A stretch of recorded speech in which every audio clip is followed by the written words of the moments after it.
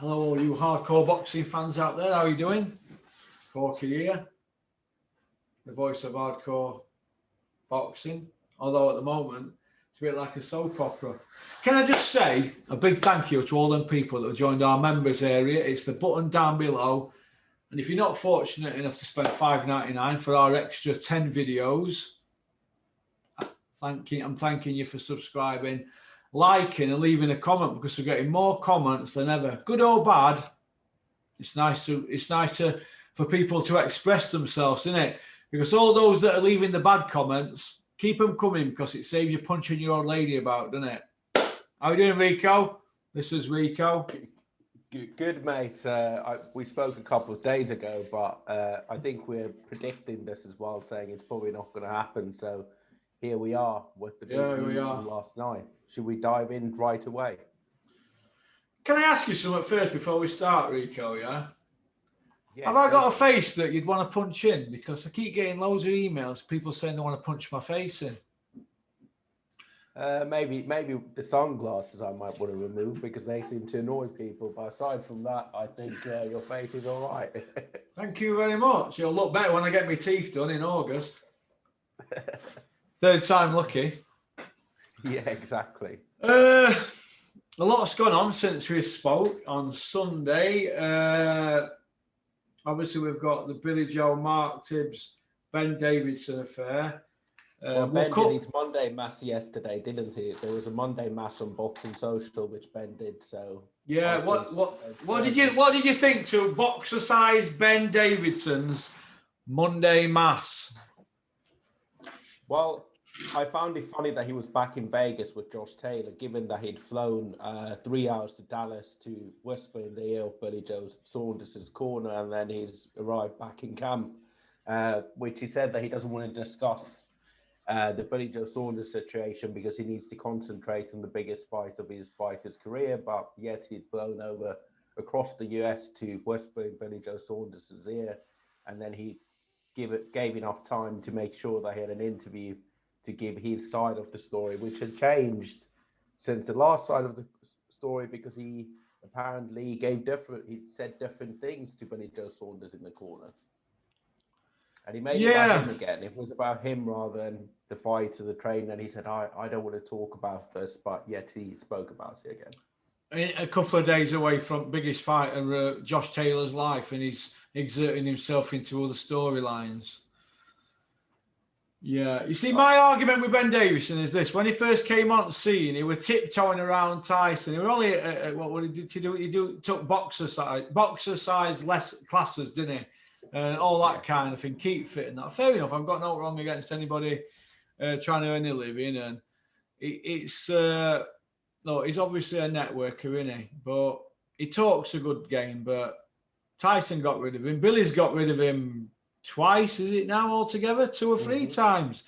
Josh Taylor's ended up with him, but Shane McGuigan did all the heavy lifting with him. Mark Tibbs and his dad Jimmy did all the heavy lifting with Billy from day one up to beating Andy Lee, didn't they? But Huey Fury, the late Huey Fury, Peter Fury's late brother, and Peter Fury did all the heavy lifting with Tyson. So we all know where we are with that one, don't we? So he's exerts himself into situations where fighters are undefeated and the world champions because on the biggest stage.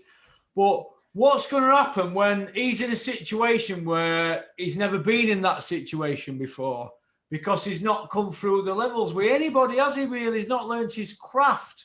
He's only there basically in these situations because an MTK have put him in situations with these world champions. Let's talk. Let's not talk English or boxing. Let's talk Turkey here, right? Let's talk Turkey. MTK are a powerful boxing management company. And if you want to go with if you want to sign with them, you sign, and then it looks like they're recommending him, doesn't it? Because he can report back. Or Jamie Moore or Danny Moore. Yeah. He'll report back to them. I don't know about the other two, but I know that Ben will report back to them, won't he? Do you know what I mean? Mm-hmm. Now, this is how I look at it, right? He's an arse licker, mate. The man's an arse licker and a networker. And somebody's going to get hurt on his watch. Right? Now, if Billy Joe I'd have stopped Canelo or won on points, he'd been all over media saying he made a change on the night. But that didn't work out, so he's gone other way, hasn't he? They're playing the blame game, aren't they? Look, when you get beat, I know. When you get beat, first you're angry, then you're upset, then you look for somebody to blame. That's what happens. You look for somebody to blame. Now, hindsight's a great thing, isn't it? But every fighter that has his first loss, there's always problems behind the scenes. I've seen it close up. Look at Mick and Carl Froch. Mick and Carl fell out, didn't they, after he lost to Kessler? Do you know what I mean? First you're angry, you're upset, then you look for somebody to blame. Billy Joe's going to play the blame game. He's not going to blame Ben because he's an MTK man, isn't he? Mark Tibbs is his own man, isn't he? He's his own man. He came out, Mark Tibbs, whatever he's said, when he's come out of that dressing room, the press have jumped on him. These are all Billy's pals, by the way, who are in his pocket. And then whatever's happened, the videos have been took down. It's all pointing to Billy wanting them took down and saying they're not happy with interviews. So videos have got put down. Then they've hung Mark Tibbs out to dry. And Mark Tibbs has come out and he said the same thing in a Twitter video. Then he's put it on the Lanky Streaker piss. I'll come on your channel. So Coogan's going to have to go interview him today or this week. But will Coogan edit it? Yes or no? Will it be edited out? I'm telling you it will be. I think it's more a question of will Coogan ask the right question. So how did Ben Davison end up in the corner? What was he, what was his role? Was that pre-agreed? And also they should be asking Ben Davison the questions. Why did he fly across the US to be in a corner for a fight that you weren't involved with? Yeah. Even if you were a trainer, right? And you were training Josh Taylor and your mate Billy Joe Saunders asked you, can you come in the corner tomorrow or day after? At that point, wouldn't you be saying as a trainer, look, I'm training Josh Taylor for a unification fight for all the belts. That's taking place 2 weeks' time. Sorry, I'm on the other side of the US. I can't do it because of jet lag and also I can't be away from my fighter. But anyways, let's get to the meat of the issue, which is Joshua Fury Wilder saga. Oh. So what came down yesterday from the courts or the arbitration was... Am I vindicated for what I've been saying 15 months? You're a hater, Porky. That's the problem. You're a hater. Yeah, but we're all right. Yeah. We're all right. Yeah. Rico. All them people that hated on me in the cafe, in the pool hall, in the local pub. Eat your humble pie. I told you all. I shook up the world. I shook up Rotherham. Look, they had a contract, didn't they? And I've been saying it from day one. Once Bricktop pulled the Tyson Fury Caballel show, 5th of December, it were game on. They were in trouble all along. But Eddie Hearn knew that, but he had to continue with the narrative, didn't he? Spreading lies. So I think there's a few things happened here. So firstly, what the ruling was, it was an arbitration where they ruled effectively that Fury against Wilder fight needs to take place before the 5th of September, I think is the date. And what that means is that effectively Fury Joshua is off until something's resolved. I think, again, people are blaming Wilder and Shelley Finkel and his team for pushing for this. But at the end of the day, Tyson Fury had a contract, which he didn't honour. If they weren't confident, Shelley Finkel and Heyman, that the contract was not honoured, they wouldn't have taken it to an arbitration. And this is the same guy that did the arbitration for Pacquiao when he was meant to go to Golden Boy all those years ago. So these things stand, right? Some people are talking about things like step aside, but let's think about this rationally. If Wilder were to agree to a step aside, what's the guarantee if Joshua wins the first or second fight or however many fights the step aside is, that he'd have to fight against Wilder? He's got no obligations.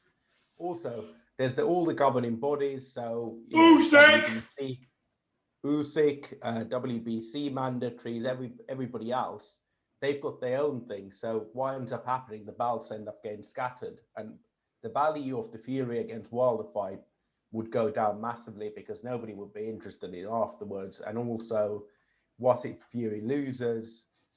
you know, is that a fight that's going to make the money that it was meant to make? You know, these networks have agreed these deals, everything's in place for this fight to go. So I don't think Fury's in a position now to do anything but fight Wilder or potentially retire. Well, look at it like this, right? Let's just back up a little bit, Rico. Usyk took some step aside money. We all agree on that, don't we? Mm-hmm. Right? Everybody in industry knows that Usyk took step aside. Well, that now looks a bit daft now, doesn't it? If Joshua Fury can't go ahead now, watch Eddie Hearn come out and say, yeah, no, it's still on and all that. Look, once you tell a lie, you've got to keep it going, mate, or shut it down. They can't shut it down because they've got egg on their face. But getting back to Fury, he's in an hard fight with Wilder. Wilder's been training like a Trojan, while Fury's been walking around with two big beach balls stuck underneath the skin of his back. Have you seen his back? Yeah, now what's going on there? I saw some women putting some oil on him on the beach, and Paris Fury has flown out to Vegas now. So it seems like he's got other issues. Has he? They're in on it together, mate. They're loving it. They just exert themselves into every storyline. His 15-month fight ring has got to make his son relevant. And no, they're in on it together, mate. All it were with a picture of him stood next to some chicks who were saying, listen, mate, do one. Which shape you're in. That was that. They were all sat round Tommy. They said, see, who's the bald guy with that back? What was going on there? Get yourself off, old gangly legs. And his missus is in on it, mate. They just get themselves in paper, don't they? They love it, mate. Fame hungry. Jesus. The other thing is, Wilder is 35 years old and he'll be 36 this year. Yeah. So why would he step aside and be out of the ring potentially for 2 years? 2.5 years? Exactly. Not going to do it. Not going to do it. No, and also PBC and Wilder know this is their chance to get as much money as possible from the fight. So they're going to push ahead. Yeah. And that's their right. Fury signed the contract, didn't he? It's not like Fury didn't sign the contract. He needs to honor the contract that he signed. So I think what Eddie Hearn has been doing is he's been pushing for the fight as quick as possible and trying to make these announcements and trying to confirm so that then he can come out and say, well, Fury didn't want the fight, and that pushes it back another 2 years if it ever happens again. Yeah, I see where you're coming from with that, but this is how I look at it, right? Barry Hearn were telling people that McCracken said, we need to stay away from Wilder and we need to stay away from Usyk. That were a few years ago, that were a few years ago. I think it might have been after Wilder blasted out Audley Harrison. Well, stay away from him. He put your lights out. And Joshua was there to be it, innit? And Usyk, he could just turn you on a sixpence, can't he, Joshua? If Usyk's in mood, he could play with Joshua like a cat with a ball of wool. Now, so that's why they paid a step aside.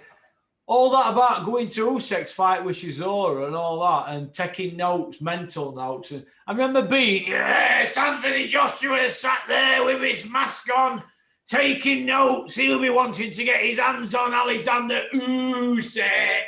Well, Bean, you paid step aside, you little so-and-so. I'm not going to swear today because I keep swearing in videos, never get paid for them. No, look, Joshua's been navigated through choppy waters. Now, what you're going to get now as a possibility is Eddie saying, do you know what? Politics. Everybody knows who are best two heavyweights. We're going to vacate our WBO. And it's not about belts now. And undisputed. The fans know. They're going to say that.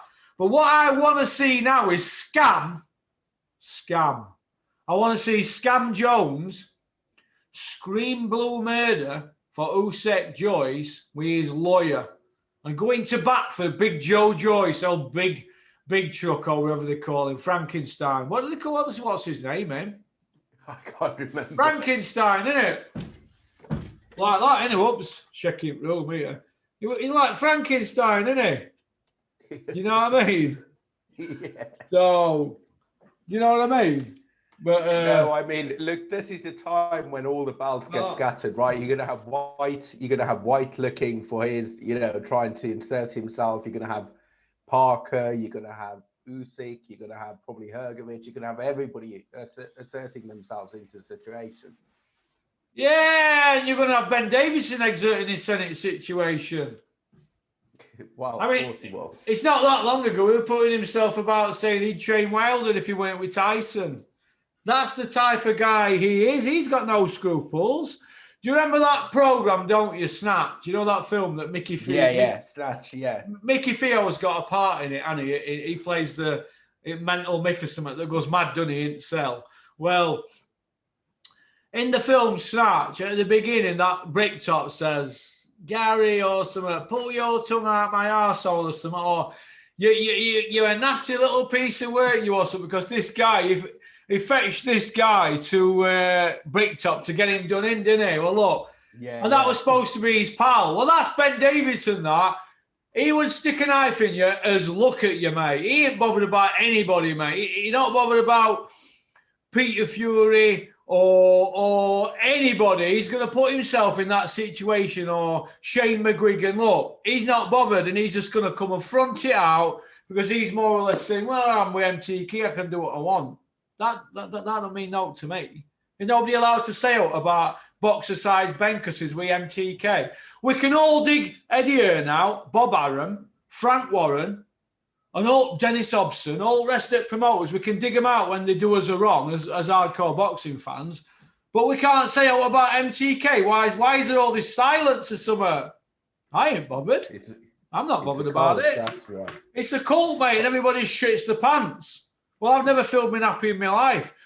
We have to be able to come out and express ourselves about the sport of boxing. We all want the same thing, great fights. That's what we want. And I think the man to change all that is Kalle Sauerland, because he's always trying to put these tournaments on and always trying to put good fights on. And I think if he gets Sky dates, boxing could change for the better. Yeah, I agree. But back to sort of Wilder, and I think he's done it the right way, right? He hasn't been doing loads of interviews. Him and his team have been focused on getting this over the line. They've got what they wanted. Now the ball's in Fury's course. And I wouldn't be surprised if Fury retired, to be honest. Oh, I won't, mate. I won't. No, well, maybe, I don't know. But look, Tyson Fury, right, would have had to be dragged kicking and screaming to that ring to fight Vladimir Klitschko. Kicking and screaming, he would have had to go to that ring to fight Vladimir. And he didn't want it. 6.7 million for that rematch he left on table and went off. We obviously know what happened with him, or so he says. But I don't believe a word he says anyway. But getting back to this situation, what we're on about here with Wilder. Yeah. It'd be the same sort of situation. Do you think he wants to go through all that again, knowing that Wilder might be on the ball? I mean, there's a rumour doing rounds that Wilder might have been drugged or something. I mean, I don't know how true it is. We've heard all sorts of excuses. Yeah, we've heard all sorts of. But anyways, I mean, look, Wilder got handedly beaten in the second fight, but the first he did, fight, yeah. He knocked him down twice, and that power doesn't go. And Fury, if he's not 100%, like he was in the second fight when he was sort of mentally focused in a new training team, I wouldn't be surprised if Wilder upset the apple cart. I won't, mate. Joshua, what's his incentive to wait for that fight? He needs to move on with his own career, right? There's other big fights to be made. And well, there's Usyk. Joshua, fight Usyk, you coward. He needs to fight Usyk and stop tiptoeing around, mate. Well, you can fight against Usyk. There's lots of options, but there won't be any more undisputed fights. I mean, that's over. Everybody's got mandatories to call. This arbitration isn't a case that the governing bodies have to abide by this. So the governing bodies have their own timelines where they'll be calling mandatories, including WBC. So it wouldn't be a surprise if the winner of Wilder Fury, if that fight ever happens, would have another WBC mandatory, because this is outside the scope of the WBC. Yeah. Hey, listen, mate. I hear you loud and clear, but I want to see Joshua Usyk now. It's got to happen. It's got to happen because Joshua is tailor-made for Usyk to take to school, son. School. Would he give Joshua a lot of credit if he beat Usyk? Would I? Fair and square. No, I'd just say Usyk's a small man. You know what I'm like. I say beat a small man. I think Yeah, there's a lot of talk about the step aside money, but that's not going to happen because there's no. He's had step aside money already, hasn't he, Usyk? No, I'm talking about Wilder stepping aside to make this No, fight happen. no. What they're going to do, they're going to try and chop Eddie off by the legs, aren't they? Frank and Bob Arum. Yeah. And Eamon as well. They're all in on it together, aren't they, them lot? They're all loving it. Of course. I mean, to be honest with you, Frank Warren and Bob Arum are probably happy about this because they get to stick it to Hearn, don't they? It means Joshua's got to fight somebody with a pulse. Even though Usyk's a smaller man, he's got to fight somebody with a pulse. And Dillian Whyte's got to fight somebody with a heartbeat because looking at Dillian Whyte's resume last night, he's got the heart of a breadcrumb. Dillian Whyte's got the heart of a breadcrumb, mate. Hey, calling out Chris Ariola. Oh my God. Hey? That one gets me every time, the heart of a breadcrumb. Do you know what I got that off? I got that off a guy called Rush Shadell, who used to have a car pitch at bottom of Clifton Hill in Conisbrough at traffic lights. I remember sat there with him one day and he was telling me this story about this guy. He said, what are you going to do then, Russ? I said, I'm just going to go knock on his door. He said, well, don't let me down. I said, I'm not. I said, there's a lump. And he goes, yeah, but he's got the heart of a breadcrumb. And he were right. I went around this guy's house, bang, bang, bang. He won't come out. He just threw money out at bedroom window. So all them weeks, I was like, oh, I don't know about this. I don't know. In end, because somebody said, look, he's got the heart of a breadcrumb. Well, that was just an incentive that I needed 20 odd years ago. But no. Getting back, so I've always used that saying, but getting back to Usyk, I think he beats Dillian Whyte. You don't hear Dillian Whyte calling Usyk out, do you? He don't call Joe Joyce out, does he? Dillian Whyte picks off the lamb. Dillian Whyte reminds me of an old lion that prowls around the jungle, and if you were going to go grab a big meal, say there's 3 goats in a field, a mummy goat, a daddy goat, and a baby goat. And Dillian Whyte was starving. He'd go for baby goat, which is like a snack, but he wouldn't want to go for the mummy and daddy because there's 2 of them, and there might be a bit of a fight involved. So he'll just pick off the little one, or he'd go for some old frail goat. That's Dillian Whyte, mate. Bully by name, bully by nature. Isn't that right, Dillian Whyte? Come see me. And your shithouse brother, fake brother, shithousers. So I think that's your money gone for this video. Yeah, I know. Yeah, well, that's why I'm not earning it. That's why they're going to kick me out here, I think. Your videos don't make a penny. I'm like, yeah, I know. I've never made a penny at this game. It's a non-profit channel.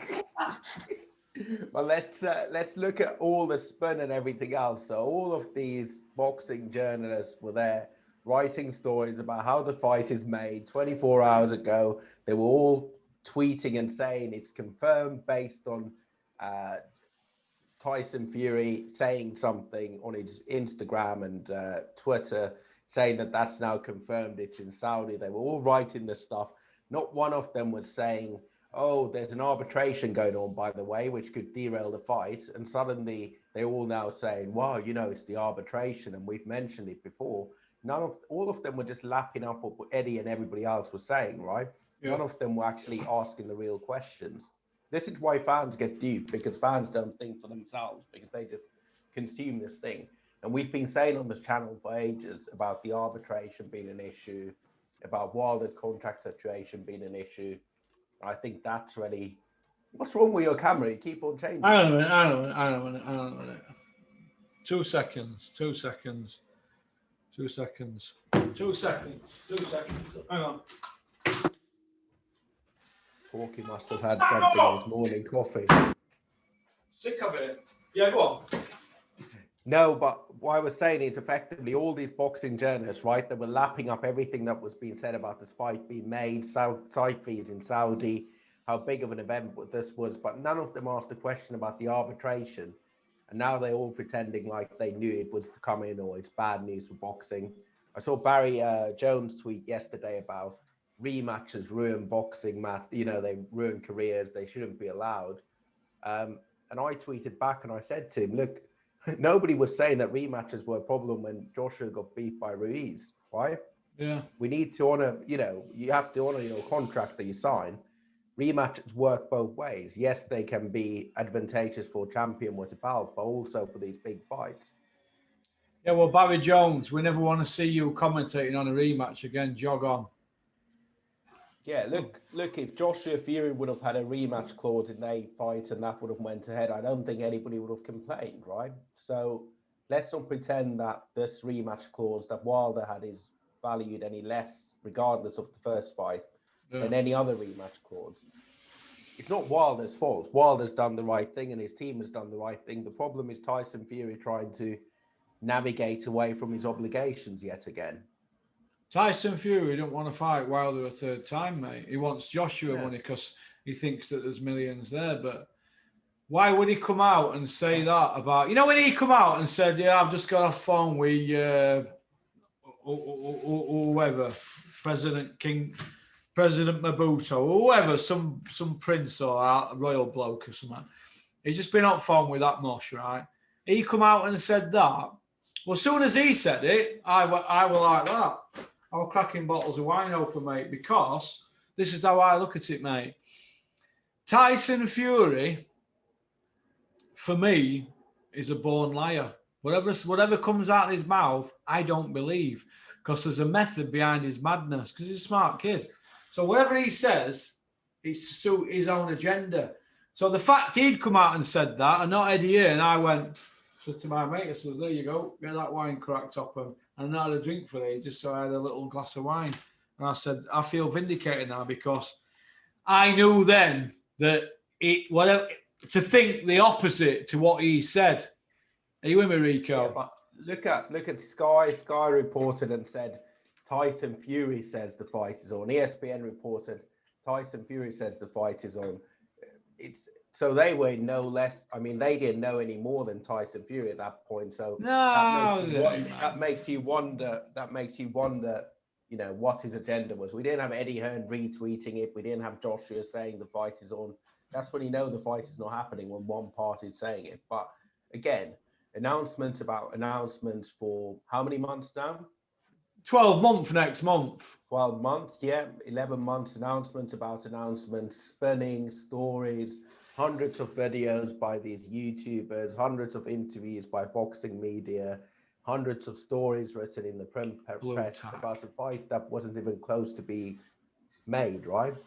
It's embarrassing.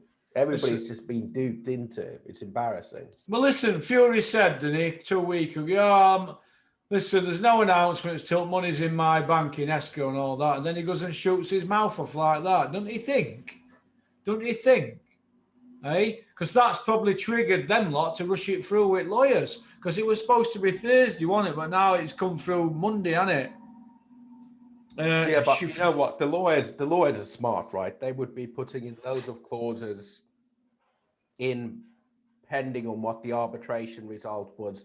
So nothing could ever be confirmed until the arbitration was done. Yeah, in theory, they might have had, okay, if the arbitration comes back and says there's no rematch, then we can do it on these terms. But at the moment, the contract's completely void because that contract or that ruling by the arbitrators supersedes any hypothetical contracts that have been made for this fight. So what they're going to have to do is, if they do this fight, let's say while the Fury happened, they're going to have to start from scratch, new side fees, new dates, new stipulations. Fury's value will depend on how his fight with Wilder goes. Joshua will have to fight in the interim to keep busy. So there's lots of new things that have come up, and also all the mandatories. So this fight has been pushed back by at least 18 months, at least. Well, take a step back here. Now, this is what I know for a fact. When Mick Hennessy and Peter Fury were dealing with the Fury fight with Vladimir, they were tied in knots, right, with Shelley Finkel and his team of lawyers, mate, with Vladimir. Because apparently Shelley Finkel's a bit of a genius, isn't he? Well, he's a lawyer by trade, and obviously he's involved with Tyson and everything else. This guy knows more about boxing than most of these people that we see on these channels, right?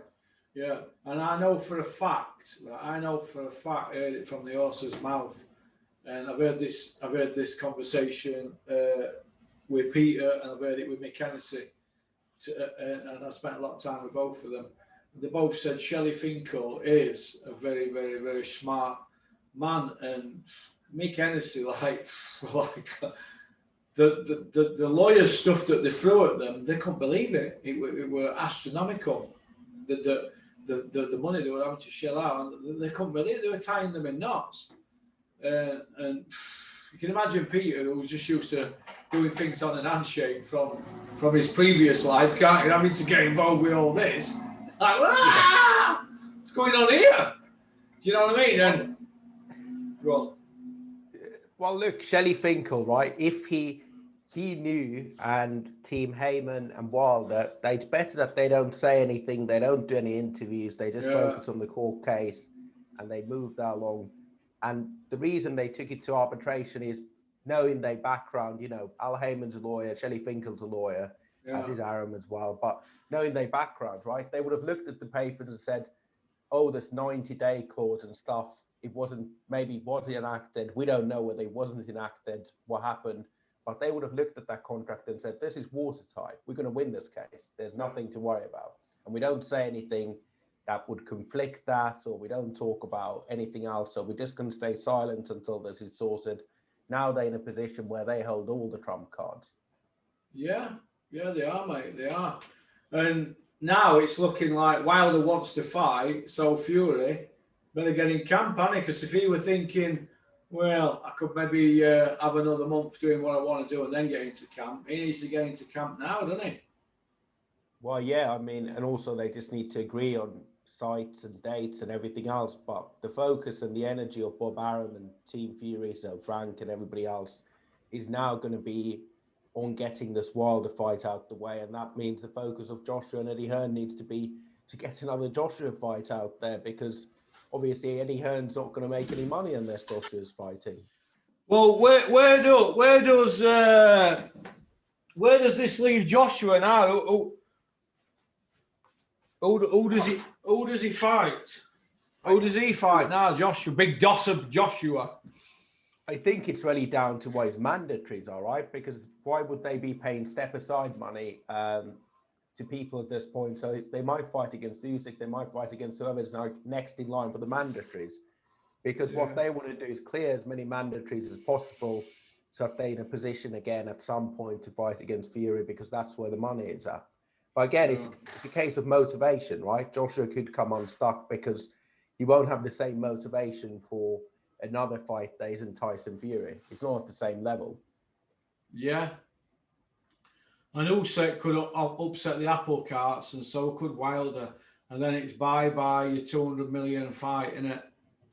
But that's boxing. You know, you have to strike when the iron's hot. So when there is a chance to make these deals, you have to do it rather than keep these fights bubbling or marinating, as they say, because it might not come around again and the values might change. Yeah, I see where you're coming from, Rico. I see where you're coming from. It's exciting times ahead, Johnny. Well, it's time to tune into the netball, isn't it?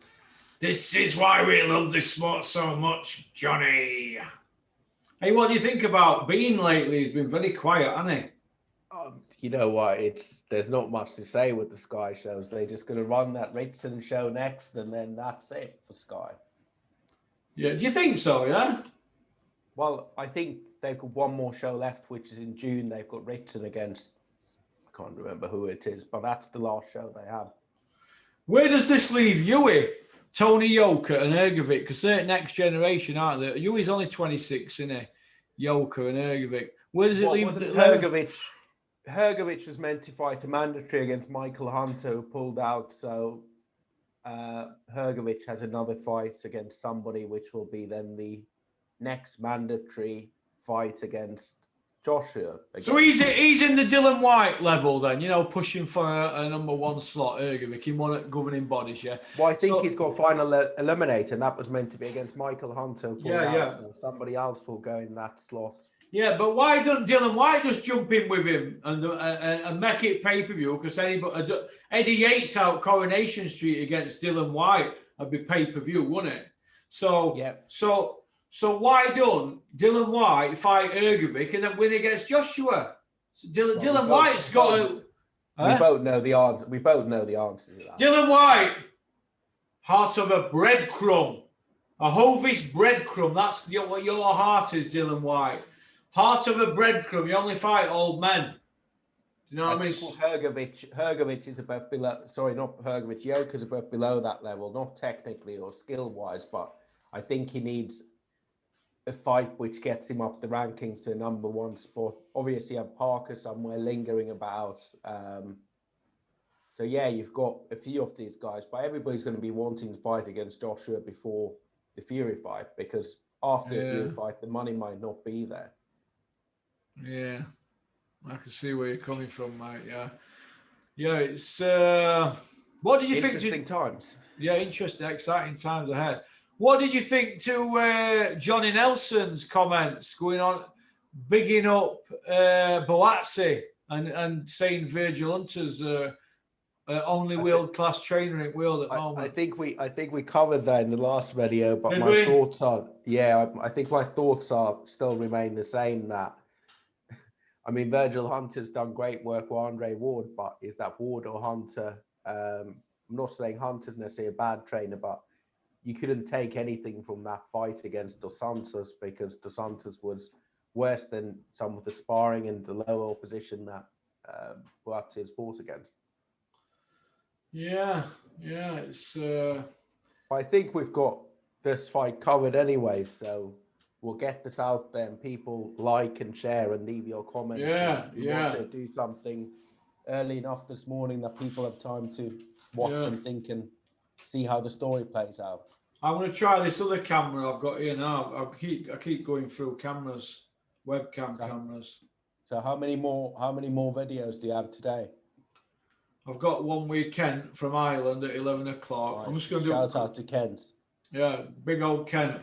The hardcore's hardcore. He is the hardcore's hardcore. It's 9:05 now. I've done Weapon at Week, so that's done. I'm not going to say who it is, but you know, don't you? You know. You know. I've done Weapon at Week. Went to get some petrol while I was doing that. I forgot my wallet. I'm going to go get some petrol now. I'm good at Costa and get me some well-deserved espresso. Then I'm going to come back and I'm going to do a Lou Ferrigno arm workout that I got out of this magazine, out Flex magazine. Flex. And then I'm going to get changed back into this outfit. I might put something different on, see what my wardrobe's got for me. And then I'm going to do Kent. And then I'm going to go for some lunch, which will be soup, hedgehog soup, which I'm told's good, with a bit of pepper. Then I'm going to do Chris Burns. He's on tonight, but that's going on members area. So that'll be a good one. He's got some questions ready for me, ain't you, Chris? Go on, lad. And what then about, that's it. What's happened to young Harley? He's got his own channel now, young Harley. Oh, he does, yeah. I think Terry mentioned his podcast. HJM Boxing YouTube. Give him a shout out and subscribe to him. He's only a young kid, next generation. I want to get Carl Wright on at some point this week. I like him. He's good. I want to get Matt Skelton back on. Yeah, there's a few I want to get back on. It's just finding time, isn't it? What about Viv? Viv, I want to get Viv back on. Viv says he's busy at the moment. I don't know what's happening with him. Viv, come back. All is forgiven. We'll get Viv back on with his Tony Daly haircut. The return of Big Viv. I like Viv's hair. It's good. Viv comes out with detailed questions and that. He's a hardcore. He's challenging Kent for the hardcore. We need to get that guy from Australia as well. I can't remember his name. Jake, is it? Or not Jake, is it? Or I can't remember. Oh, the London guy who lives down there. Yeah, he's good. He get in touch with me. PorkyCorner@mail.com. We'll get you back on and we'll start cracking them out again. We'll up the ante. What do you reckon, Rico? I think it's good. But yeah, let's see. People leave comments, leave your thoughts on the shenanigans, which is the whole charade of Fury against Joshua and how that was played out. Share the video as always, leave comments, like, subscribe to the members area button down there. Yeah. All right then. Well, listen, I'm going to go get some petrol and go to Costa. So listen, you take care. I might fly to Vegas today and go and whisper in Josh Taylor's ear, because that's the done thing that we do these days. Yeah, that's what you do in corners, isn't it? You whisper in the fighter's ear in front of the head trainer. Just turn up a day before at the weigh-in and just make sure you're in the corner. Yeah, you know, like you do, eh? Yeah. Who was meant to be the third? The question I have is, who was meant to be the third man in the corner that got bumped out? I don't know. The Jamie Sheldon, Cutman. There's Killer Khan. There's Mark Tibbs, and there's Ben Davidson. So was it Killer Khan that got bumped out? He's from the Ingle gym, right? Yeah, probably. It will probably Killer, yeah, because they would have needed Jamie there, because he's supposed to be the best Cutman in business, isn't it? Or is he hand wrap man? I think he does both, doesn't he? So he's supposed to be. But you know what? Ben Davidson likes to do the hand wraps and make sure he gets an Instagram photo of him wrapping a fighter's hands. Ben Davison likes to exert himself into every situation where there's a camera. But Ben Davison, you let you send down the other day, you prick, turning around to my mate, and when my mate asked for an interview, and you went, "What channel are you off?" And my mate told him, and he turned around and said, "Oh, you're not big enough or something." What?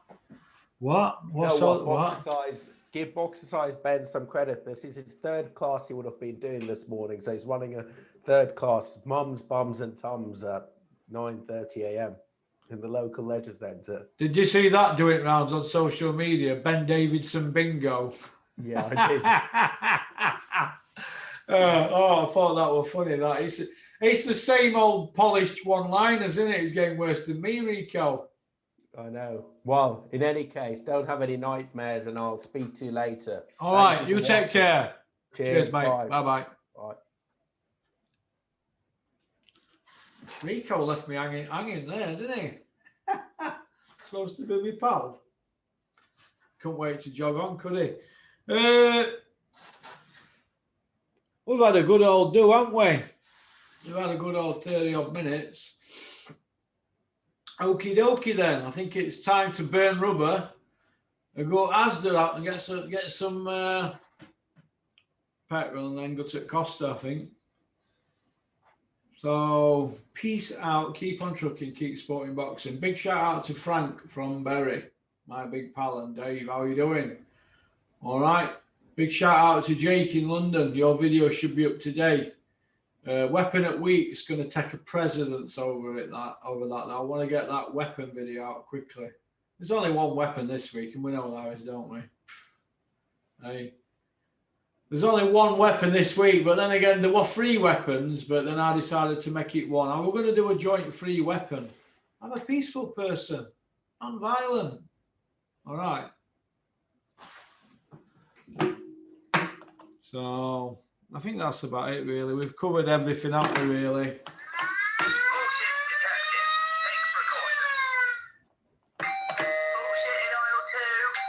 So that's it. I think we've chatted enough